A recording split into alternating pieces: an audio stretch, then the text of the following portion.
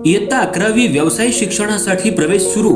इचलकरंजी शहरातील श्री नाबा एज्युकेशन सोसायटीचे गोविंदराव हायस्कूल आणि ज्युनियर कॉलेज इचलकरंजी उच्च माध्यमिक व्यावसायिक अभ्यासक्रम HSC व्होकेशनल पूर्वीचे MCVC महाराष्ट्र शासनाकडून दर्जानिहाय वर्गीकरणात अ दर्जा प्राप्त संस्था।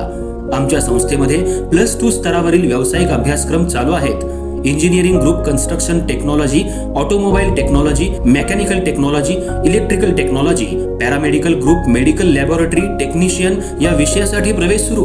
अधिक माहितीसाठी संपर्क मुख्याध्यापक SB Patil sir, mobile 9284 35 36 60, उपप्राचार्य NS Patil sir, संपर्क 99 22 63 0180। तर आजच आपला प्रवेश निश्चित करा। आपले प्रवेश ऑफलाईन पद्धतीने चालू आहेत।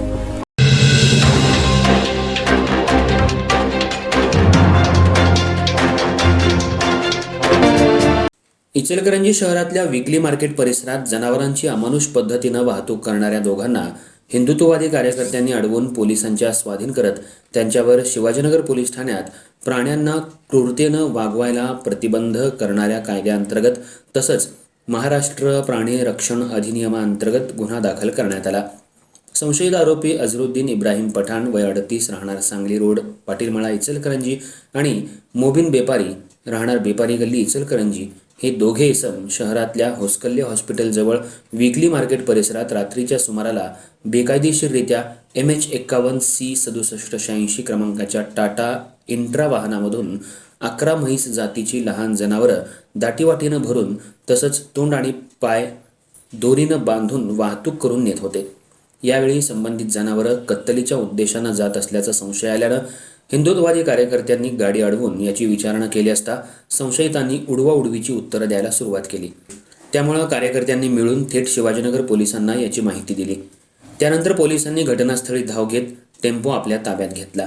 दरम्यान अत्यंत कमी जागेत जास्त जनावरं भरल्यानं जनावरांना वेदना, यातना आणि शारीरिक हाल करत वाहतूक केल्याप्रकरणी शिवाजीनगर पोलीस ठाण्यात अझरुद्दीन इब्राहिम पठाण आणि मोबिन बेपारी यांच्यावर गुन्हा दाखल करण्यात आलाय।